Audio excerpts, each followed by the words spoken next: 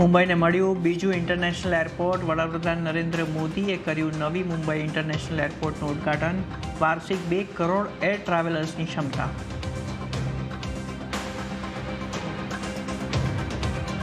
This is the best time to invest, innovate and make in India.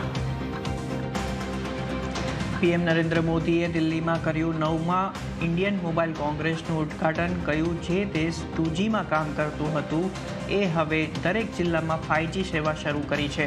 રોકાણકારો અને ઇનોવેટર્સને make in India theme પર રોકાણ કરવાનો કર્યો આગ્રહ.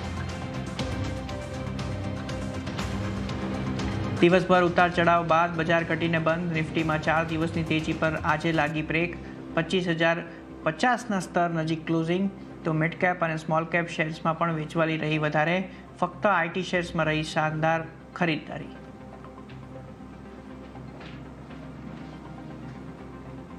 અદાણી એન્ટરપ્રાઇઝીસની મોટી રકમ એકત્ર કરવાની યોજના. સૂત્રો પ્રમાણે કંપનીનું બોર્ડ ટૂંક સમયમાં લઈ શકે છે નિર્ણય.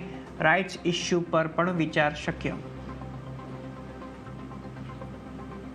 બ્રિટનના વડાપ્રધાન કીર સ્ટારમર પહોંચ્યા ભારત. પીએમ મોદી સાથે કરશે મુલાકાત. મુંબઈમાં કરી ભારતની પ્રશંસા.